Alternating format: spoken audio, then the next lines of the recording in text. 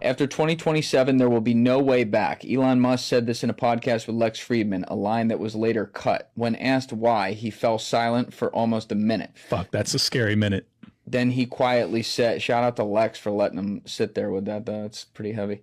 Then he quietly said, it's not a catastrophe, it's a transition. The transcript left behind 3 themes that gave him away: autonomous intelligence, loss of meaning, and energy independence. It all sounded like a forecast, but now reads like a diagnosis of the era. The first sign is the collapse of attention. Musk said humanity will stop thinking in cycles. Planning for the future will shrink to the horizon of updates. That line hits me hard. People will stop building and start simply replacing. MIT research confirms a generation born after 2000 holds attention for about 8 seconds. Less than a goldfish. I used to say that to Alessi, but he's gotten a lot better now. Musk called this cultural Alzheimer's. We're not losing memory, we're losing the ability to think. The second sign is artificial intelligence that no longer obeys. Musk says when a system starts correcting humans, that time of linear logic is over. Even now, algorithms decide who we date, what we buy, and what we think about. This isn't a machine uprising, it's dissolution into convenience.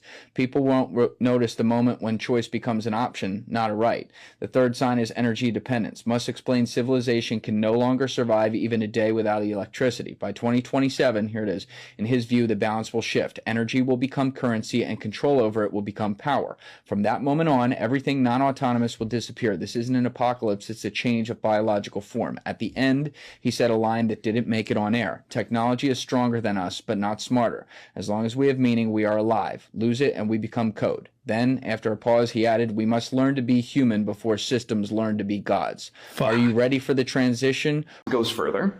So in this one, they said, can they understand the inner monologue, the things you're saying to yourself in your own mind? Mind you, by the way, when you dream, like your visual cortex runs in reverse, so your dreams are no longer safe. But we'll try this. So they had people watch a video and just narrate what was going on in the video in their mind. So there's a woman, she gets hit in the back, she falls over. This is what the computer reconstructed the person thinking. See a girl, looks just like me, get hit in the back, and then she is knocked off. So our thoughts, are starting to be decoded. Yeah, just think about what this means for authoritarian states, for instance. Or if you want to generate images that maximally activate your pleasure sensor, anything else. Okay, but let's keep going, right? To really get the sense of the combinatorics of this. How about, can we go from Wi-Fi radio signals, sort of like the Wi-Fi routers in your house, they're bouncing off radio signals that work sort of like sonar. Can you go from that to where human beings are, to images? So what they did is they had, a camera looking at a space with people in it. That's sort of like coming in from one eye. The other eye is the radio signals, so sonar from the Wi-Fi router. And they just learned to predict, this is where the human beings are. Then they took away the camera. So all the AI had was the language of radio signals bouncing around a room. And this is what they're able to reconstruct. Real-time 3D pose estimation, right? So suddenly AI has turned every Wi-Fi router into a camera that can work in the dark, specially tuned for tracking living beings.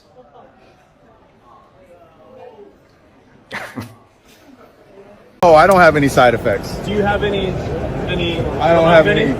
Can you feel it? I can't feel it. I was able to do it, and then I did it. And how long did that take you? That took me about a week. And then you went home and... I practiced at home. And so what do you think the biggest benefit of this is? The biggest benefit is that it's going to help people with spinal cord injuries and people with Parkinson's disease and people with epilepsy and people with depression, anxiety, and all these different things. I could still move the mouse with my mind. Have you seen it? Yeah, I had. It's actually pretty cool. Is it like a chip? It's a small chip, yeah. So I'm curious about the device itself, the actual, how long did it take you to get used to it? It was a process, it took a few months to really get comfortable with it, but now it's just part of me, in my head. Can you show us? Can you show me where? Right here. So the future is going to be amazing. We're going to be able to do so much more. Do you have any side effects? Hey, Shalom, Akim.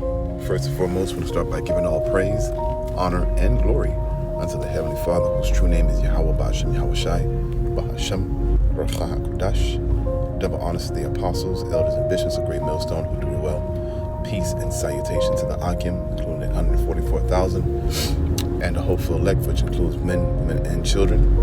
Friends of the prophets, to you all I say, Shalom, and I wanted to go into a quick lesson in regards to what's going on with current events. The brain chip, right? Elon Musk has been able to implant a brain chip in the minds of Jake.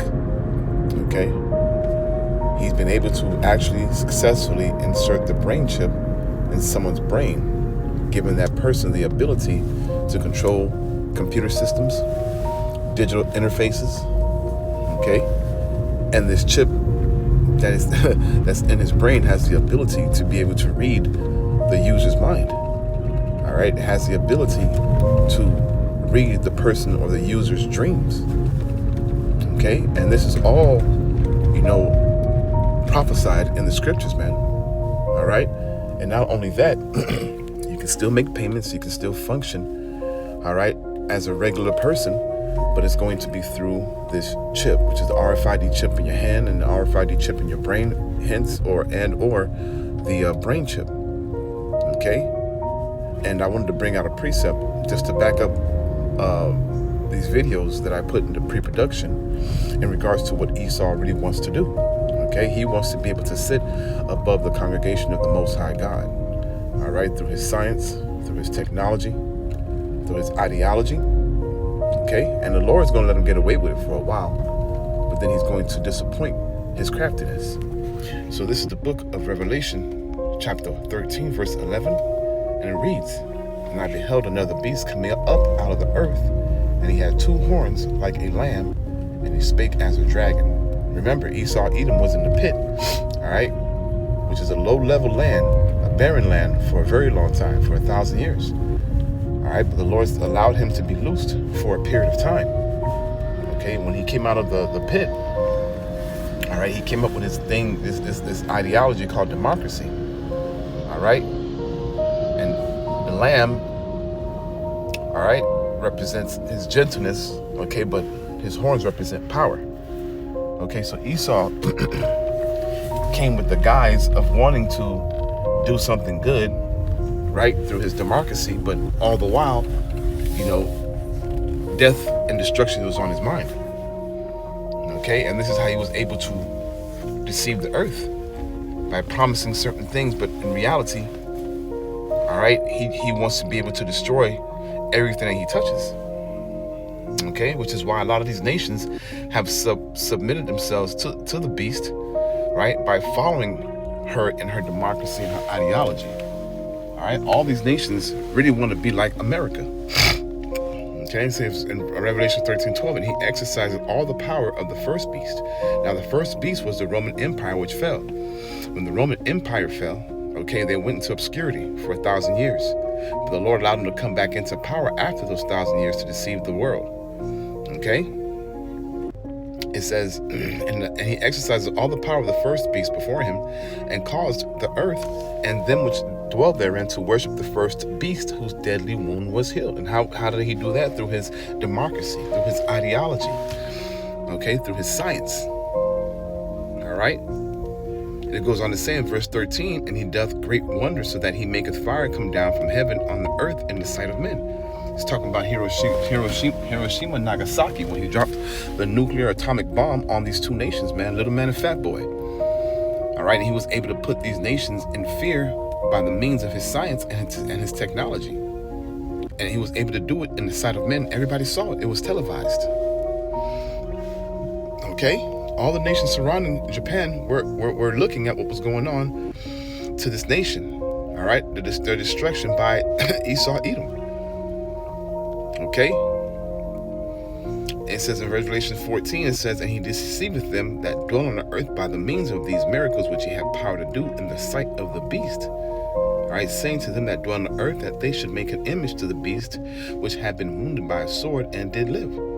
Okay, so that image of the beast, man, is going into his science. Once again, his science, his technology, his ideology, his democratic system. All right, but more so his science and his technology, man. All right, how he's able to put satellites in the atmosphere, how he's able to track someone using Wi-Fi signals, how he's able to track you using your phone. Okay, his ability to have you make payments using a chip that's implanted in your brain or in your hand. Okay? But these are all false miracles that Esau is bringing out. And in the video, you'll see it. This guy says that you're able to cure all type of diseases. All right, if you're lame and you cannot walk, you'll be able to walk and function again by bypassing the nervous system. Okay, these are all false miracles, man. Because deep down inside, Esau Edom really wants to be like Yahweh Ba'Shem Yahweh Shai.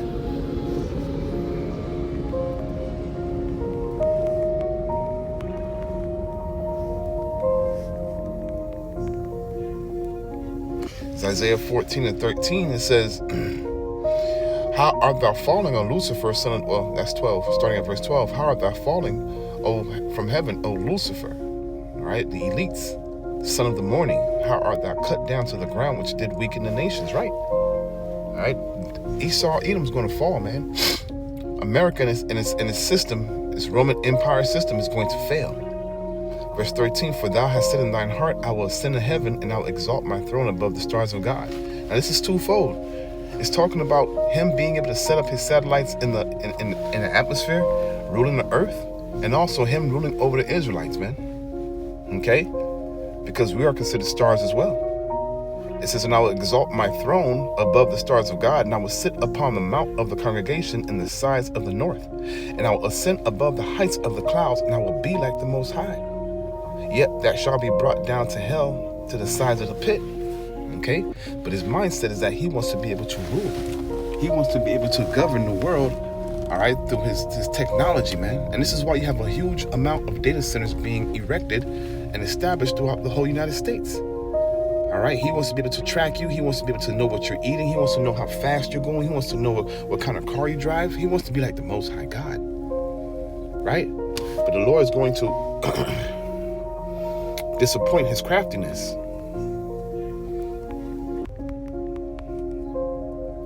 So the book of Job 5:12 says, "He disappointed the devices of the crafty, so that their hands cannot perform their enterprise." So he's going to get away with but so much until the Lord comes in and disrupts it, man. But right now he knows that he has but a short time.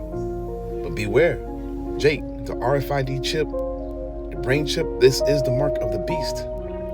Esau's going to make it seem like it's a great feat, a great technology that's going to help you and help your life and be more convenient for you.